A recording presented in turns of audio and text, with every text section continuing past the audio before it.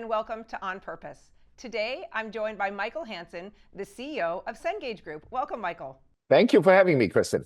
So before we get into all the great work at Cengage Group, I wanted to sort of start at the beginning of your journey to the United States. Talk to me a little bit how you ended up at JFK Airport with 2 suitcases without an exact plan. Yeah, well, that's almost an overstatement, Kristen. Not an exact plan. I had no plan. I literally had no plan.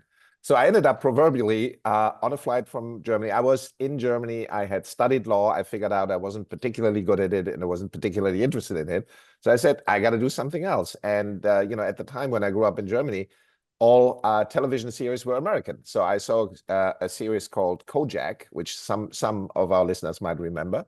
The guy had a similar hairdo that I did, Telly Savalas. And I said, oh, it wouldn't be fun to live in New York for a couple of years. Lo and behold, here I am 38 years later and still here and still loving it and still in New York, believe it or not.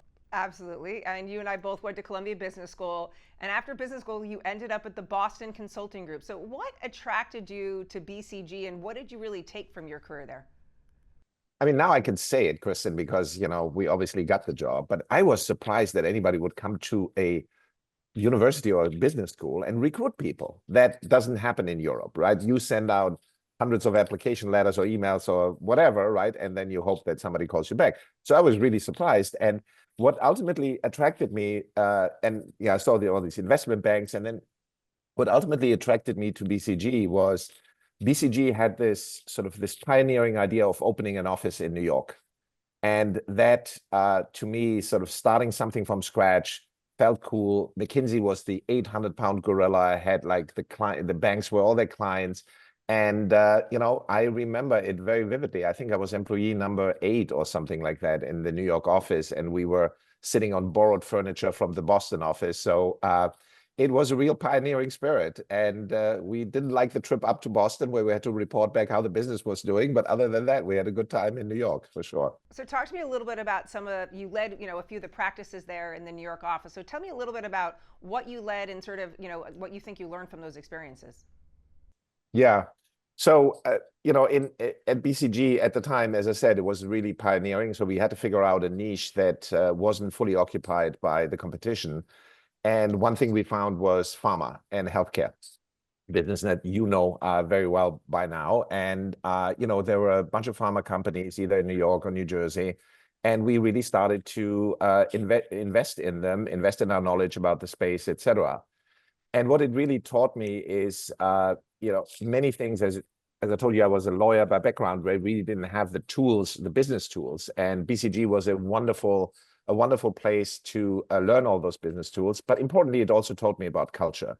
When I went, we did mergers between large pharma companies, and I went into offices around the world, whether that was, Sydney, Melbourne, whether it was Singapore, or whether it was Boston. When you walked into the office, the culture was very much the same. And I was super impressed by that. Like, how can you create a culture like that? And I think that has actually then transcended into the rest of my career journey.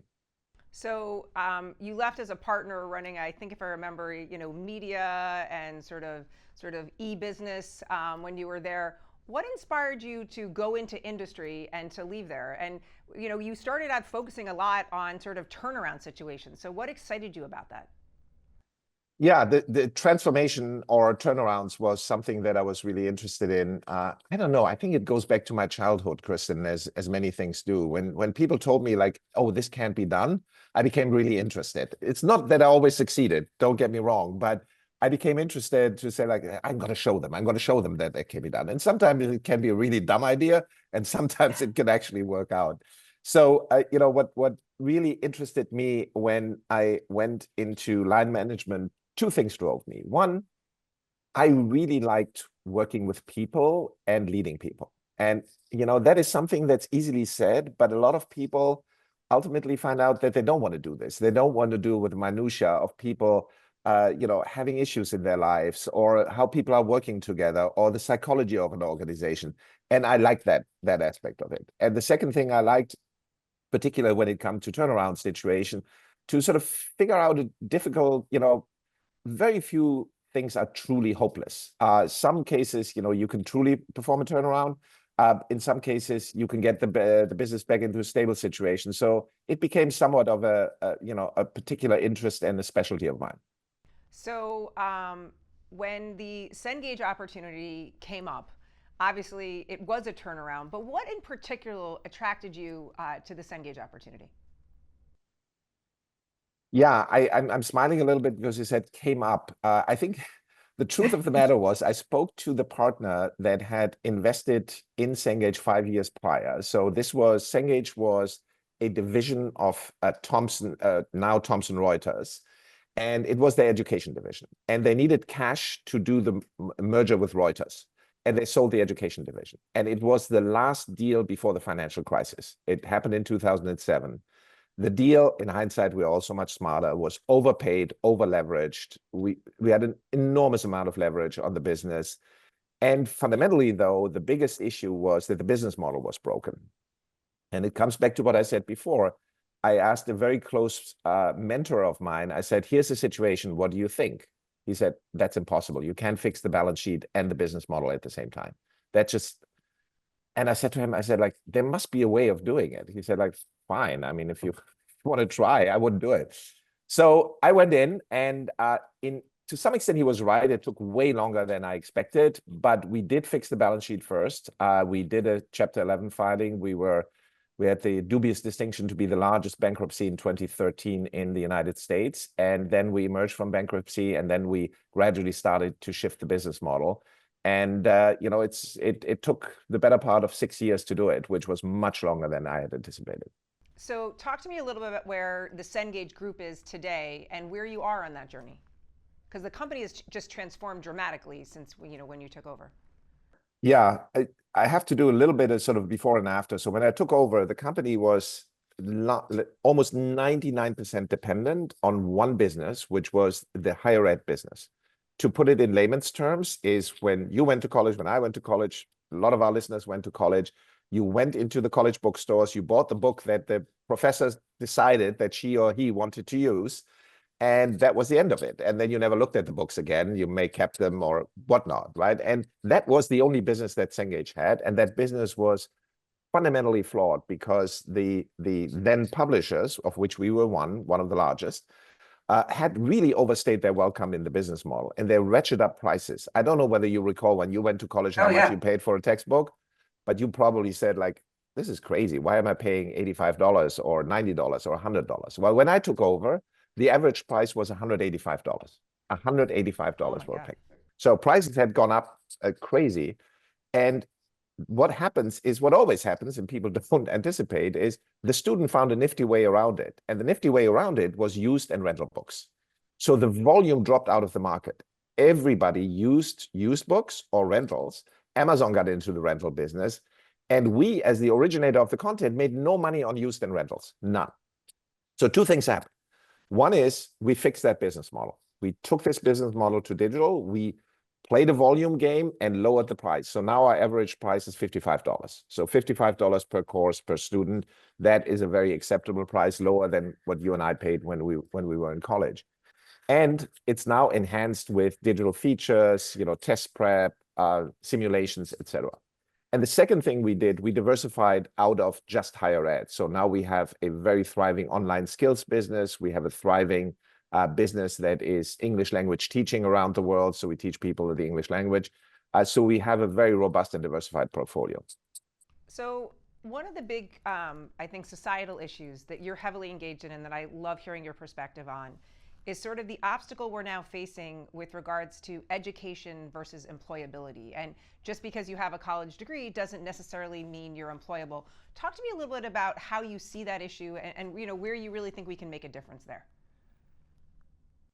Well, Kristen, the sad part about this issue has been around for at least a decade, if not longer. The education system is geared to do one thing, which is to produce degrees.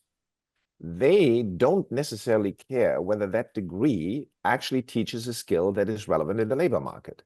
So the two systems exist almost in isolation to each other. And what that has led to is that the people who have degrees are still making more money than people without the degrees, right?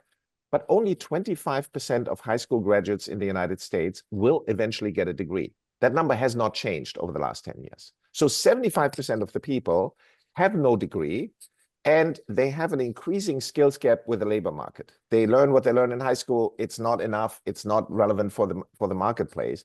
And that, I think, is a tremendous opportunity. And I would argue, actually, it's already an opportunity. It's a must, because if we don't close the skills gap, we will not close the wealth gap.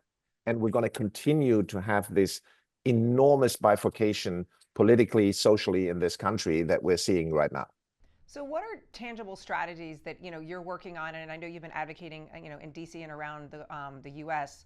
to close that skills gap? I mean, because I think, to your point, there is a real danger in that skills gap for the U.S. So, what are some strategies that we can actually focus on to make a difference there? So we're doing two things. One is we're offering people alternatives. So we have an online skills business, which is now 20% of our business. So it's close to, it's slightly over $300 million. We're teaching hundreds of thousands of students very employable skills. So give you an example, which is actually in your area. If you're a cashier at Walmart and you want an advancement in your life, you might aspire to become a farm tech, pharmaceutical technician. That doesn't require a degree, but it requires very, very specific skills and a certificate. You can come to us. We'll teach you in a course. It's anywhere between 4 to 6 months. It costs anywhere between $2,500 and $3,000, and you'll become a farm tech. And you don't have to leave your job to do this. You can actually do it flexibly. You can do it at night. If you're a single mom, you're living in the Midwest, you have to take care of 2 children, you can actually do it whenever your time allows. So it's very asynchronous, as we call it, and it's very cost effective for that individual learner. And it is a path to a better life. It's a path to a better income, a better hourly wage. And we have hundreds of those in healthcare. We have many others in trades and in cybersecurity, where there is a lot of demand for these jobs in the labor market. So I know this is also real to you because you have 3 sons that I think are almost all in their 20s, if I remember correctly. Talk to me a little bit about what you learned watching their educational journey and their current journey embarking onto the job market. Yeah, so it's very interesting, and I love the question, Kristen, because I do think once it hits home, really home, I mean around the dinner table, around the kitchen, it becomes very, very real. So I observed the same thing. My kids went to school in a rather posh private school environment in New York City, and you think they get all the skills that they need, and they got some good skills, particularly taking the subway, ordering in, and all the good stuff that's important in New York City. But they got taught some good basics. But then in college, it was interesting stuff, and they were interested about it. But when they came out of college and I had discussions with them, I said, like, what do you want to do, and what do you think you're particularly good at? Well, some kids know exactly what they want to do. They want to become, a doctor or an architect or whatever. In the case of my 3 boys, it was much less pronounced, and they were really uncertain whether they had any of the skills that were required in the labor market. So it became a real a discovery journey, and thankfully they had guidance, resources, help from people. They networked a lot. They talked to a lot of successful people in the industry, in various industries, but it was a long and hard process. And when you talk to them today, they said, basically, the most stuff I need in my job, I learned on the job rather than in college. So it was a real manifestation of what I just explained sort of a little bit as a broader phenomenon. So Michael, you've led such an incredible life of purpose. For a guy who came without an exact plan to the United States, you seem to have found purpose and really made a huge impact. But I was just wondering, as you think about your career, what are the achievements that you're most proud of? Being a dad. I think being a dad with 3 sons that still want to hang out with you voluntarily and not because you're just paying for dinner, but they want to play a round of golf with you, bar none. I don't think we're going to look back at anything in our lives with the same kind of fondness than raising the next generation. So I will say that it's not an exact answer to your question. And the second thing I would say more precisely to that, I think what I'm most proud of, and I'm reflecting in my time at Cengage and before at Elsevier, is to give an organization which is a large organization which comprises of literally thousands of people a sense of confidence, a sense of purpose, a sense of I'm coming to work with a very clear idea of what impact I can have, not only on the company, but also on my family, on the world, on the customers, etc. And I think that is a very important part of the role of a CEO. And I think you know it, you do it extraordinarily well. And I think that is something I'm going to look back on with a lot of pride. And I think one of the other things that has always inspired me about you since I met you in the New York office many, many years ago is your authenticity, and your willingness to be vulnerable. And I even think back to some of the things that you've done at Cengage with just sharing your thoughts, of where you stand. So talk to me a little bit about how you connect, because you talked about what you learned at BCG around culture. And I really feel like that lesson, as you think about the impact you've had within Cengage Group, really comes to life of bringing your authenticity and vulnerability to inspire others. Yeah, I appreciate that. I think it's a great compliment, and I will say that the biggest tool that I developed over the years is really active listening. And what does active listening mean? It means for me is the willingness to listen with a willingness to change your mind. If you just listen and go like, yeah, yeah, yeah, I've listened to you, I'm still going to do what I'm going to do, that's not authentic. That's not active listening. What that is just, you are trying to placate your employees or your customers, etc. So I have a genuine interest and found that I always learn something. When I came to Cengage, despite the fact of sliding into bankruptcy, I spent the first, I don't know, 2 months, virtually every other day I was in the field. I was working with sales reps. I heard from the sales reps what customers were saying about us, what students were saying, etc.